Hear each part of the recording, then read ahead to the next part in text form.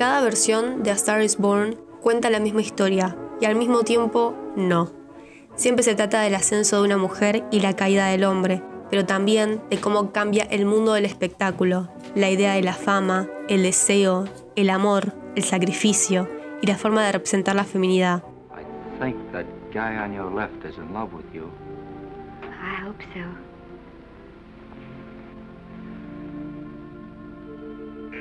A lo largo de casi un siglo, esta misma trama fue reformulada una y otra vez, como si Hollywood necesitase mirarse en ese espejo cíclico. En este video vamos a recorrer y comparar las diferentes versiones de A Star is Born, comenzando con la original de 1937, película que, aunque fue la primera en ese título, como que no fue verdaderamente la primera.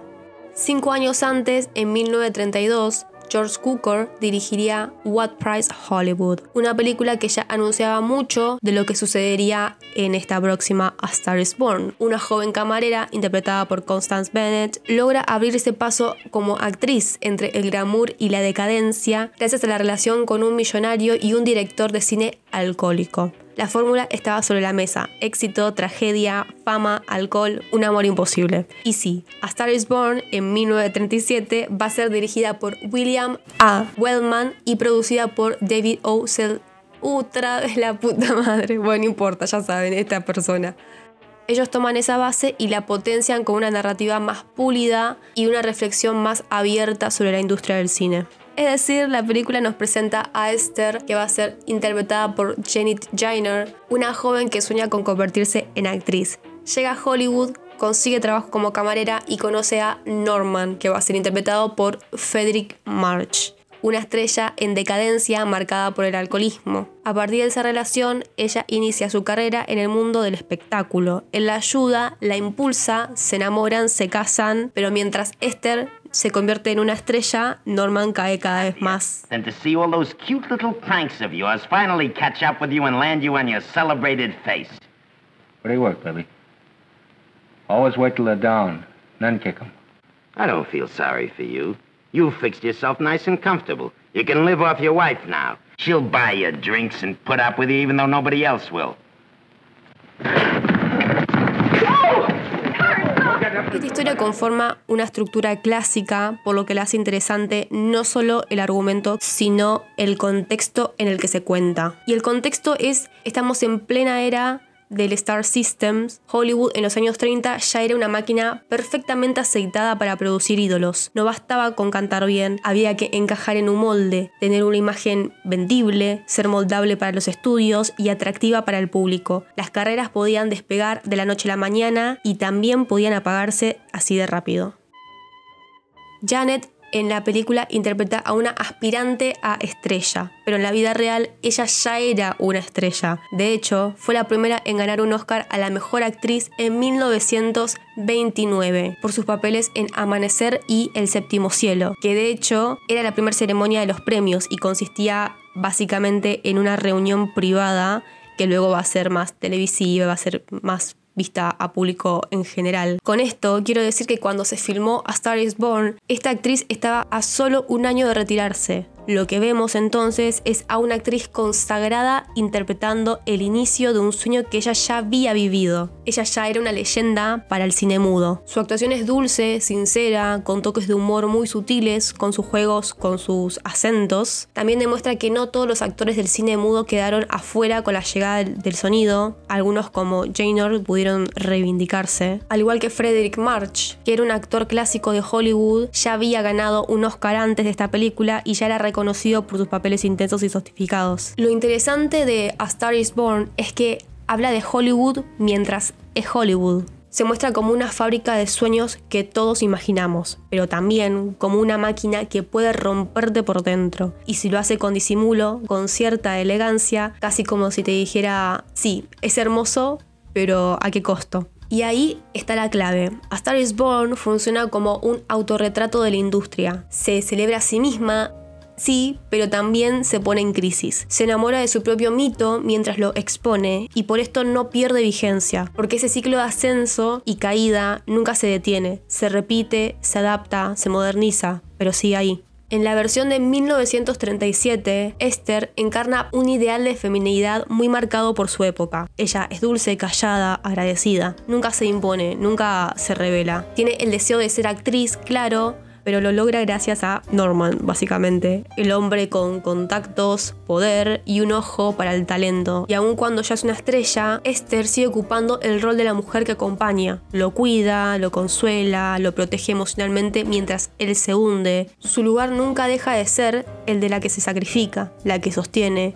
la que llora cuando nadie la ve. Todo esto refleja con claridad la lógica patriarcal de Hollywood clásico. Un hombre como motor, como dador de oportunidades, y la mujer con una figura moderna, admirada, elevada, pero casi nunca autónoma. Por eso, por más que parezca una historia de amor y todo eso, hay algo incómodo en el fondo. El éxito de ella solo es posible cuando él se borra, o se destruye, o se sacrifica. Es básicamente el precio que impone el sistema para dejar que una mujer brille.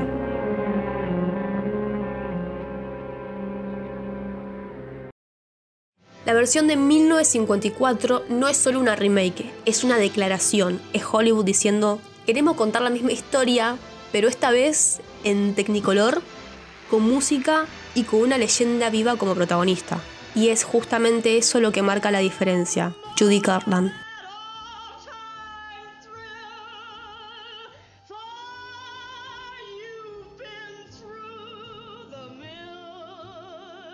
Después de varios años fuera del cine, esta película era su gran regreso y todo fue armado para que su vuelta sea espectacular. Dirigida por George Cukor, que es exactamente el mismo que había hecho What Price Hollywood, o sea, la madre de la saga, y también fue producida por Warner Bros. Es decir, que esta versión sube la apuesta. Más presupuesto, más duración, más drama, más Judy. A diferencia de la película de 1937, o sea, la versión primera, y la versión segunda, la de 1954, ella no sueña con ser actriz, sino con cantante.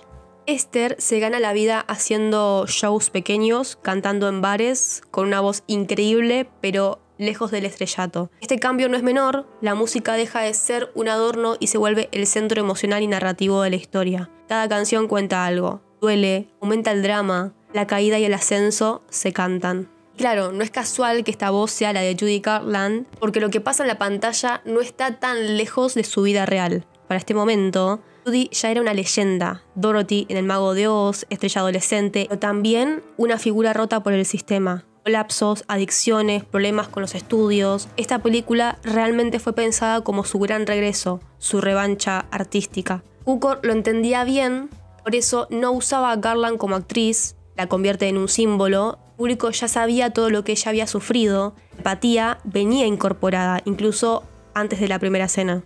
Por otro lado está James Mason, un actor británico de gran prestigio que venía de hacer cine de autor y grandes producciones europeas. Su personaje, Norman, tiene esa aura elegante y trágica que Manson sabía interpretar como nadie. Era la mezcla justa, una figura masculina potente pero vulnerable al mismo tiempo. No necesitaba exagerar para el drama, con la mirada alcanzaba y eso potenciaba aún más la caída. Cuando se estrenó, muchos la vieron como el regreso triunfal de Judy. Era su primer papel protagónico después de varios años fuera de la pantalla y las expectativas eran altísimas.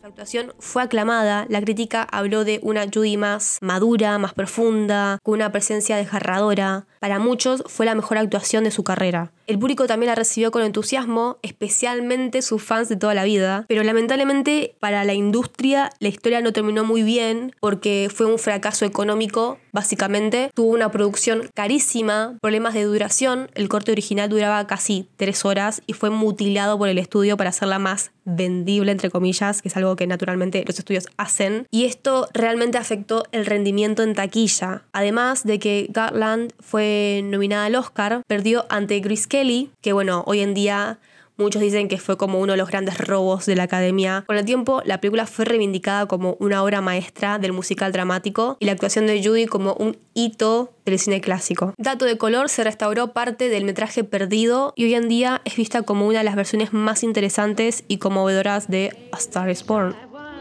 Come be my one. Please don't rush brush off, want no brush off. I can't compel you to buy what I'd sell you, but I'd like to tell you like so. Después del glamour clásico de Hollywood de los años 30 y la elegancia melodramática de los 50, nos situamos ya en los años 70, donde el rock ya no era un género musical, era un símbolo de rebeldía, autenticidad y crisis. El cine ya no podía seguir rentando la fama como un cuento de hadas, tenía que hablar del colapso, del ego, de la oscuridad que viene después del éxito. El rock era el lenguaje perfecto para eso. Bajo este contexto se dará llegada a la versión número 3 de A Star Is Born.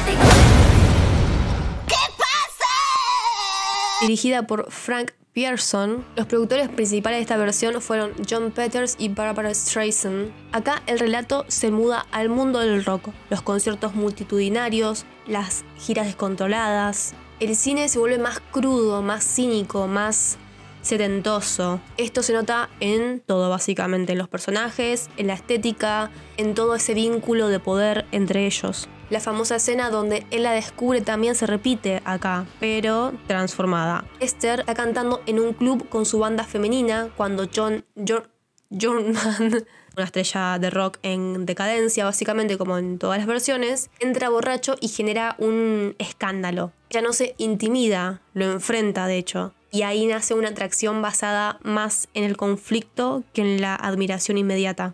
Este gesto de descubrirla todavía está, pero ya no tiene esa aura romántica de las primeras versiones. Es más violento, impulsivo, más ambiguo.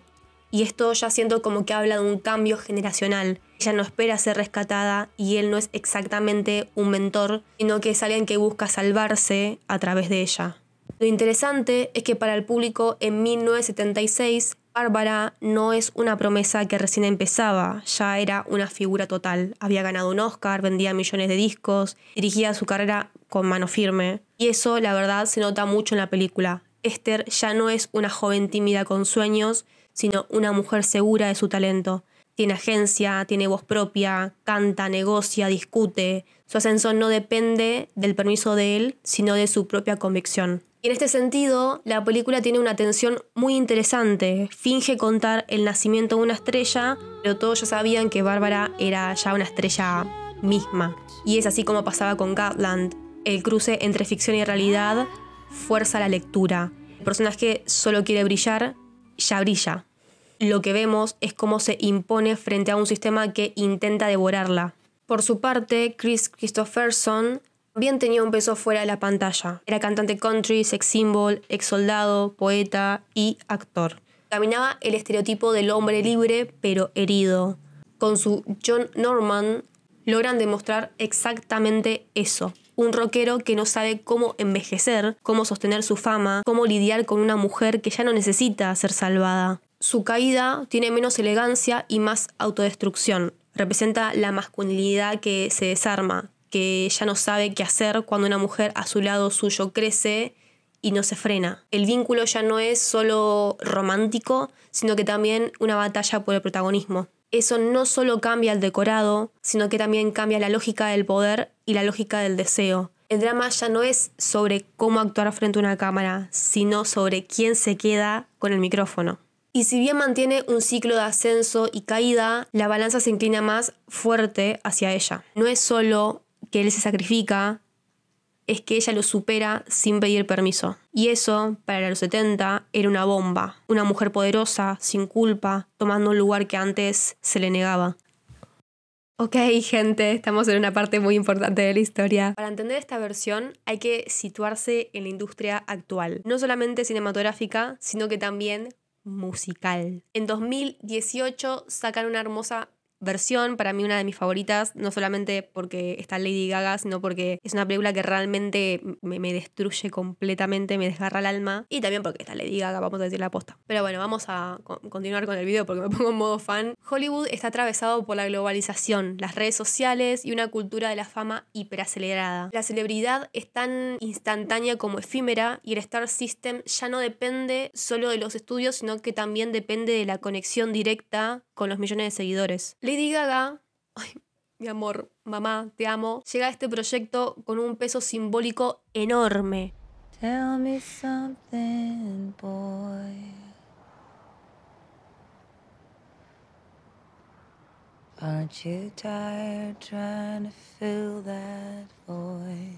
No solo es una superestrella del pop, sino que también tiene una historia de lucha personal con la fama, la salud mental y la autenticidad artística. Su rol como Ali va a reflejar o refleja muchas de sus propias vivencias, y su debut actoral logra transmitir una vulnerabilidad y potencia que conecta directamente con el público. Bradley Cooper, por otro lado, además de protagonizar, dirige por primera vez, aportando una mirada íntima, casi documental, con una suma de autenticidad a la obra. Va a ser un personaje llamado Jackson Maine, que es un músico exitoso pero autodestructivo, ya para seguir con la línea narrativa de la historia. Básicamente Cooper lo que va a hacer acá es poner en juego su propio carisma para humanizar ese descenso. En esta versión, particularmente, la música sigue siendo el centro, como la anterior. Las canciones son narradoras del relato.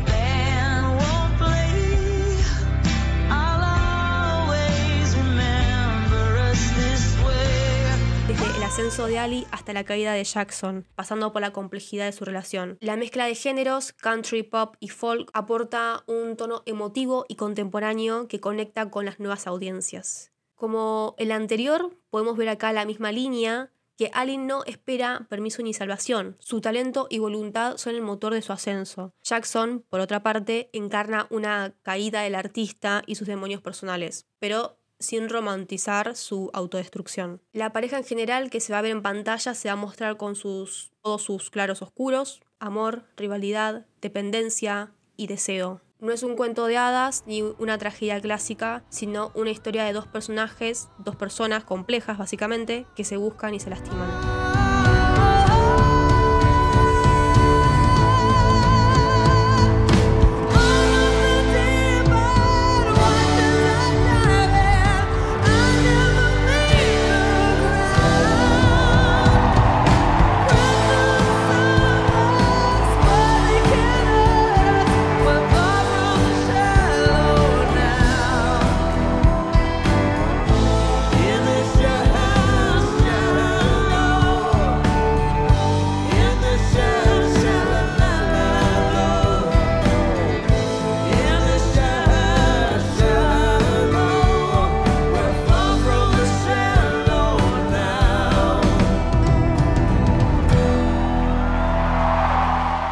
Esta película va a apostar por planos más cercanos, luces naturales, momentos silenciosos que funcionan así como una cámara interior. Las secuencias en vivo tienen un impacto emocional potente. El montaje equilibra escenas intensas con momentos de calma para dar profundidad a la trama. Esta es una de mis remakes favoritas. Lo voy a decir sinceramente, es por Lady Gaga 100%, pero, o sea, el talento que tiene esta mujer, por favor. O sea, pero quisiera hablar mucho más de la película porque siento que está justo, es mi favorita y estoy hablando muy poco, datos objetivos. Pero la verdad es que me estaba dando cuenta ahora que si hablo de la película, en realidad estoy hablando de Lady Gaga, no estoy hablando de la película. Entonces para eso hago un video particularmente de las actuaciones de Lady Gaga, y siento que va a ser un video que va a durar como, no sé, 4 horas mínimo. Va a ser como un largometraje de mi vida. Pero nada, siento como que si no va a quedar muy corto. Yo soy más fan de Lady Gaga que de las películas. Me estoy dando cuenta recién ahora, es como que la estoy bancando a ella, pero porque es Lady Gaga, por favor.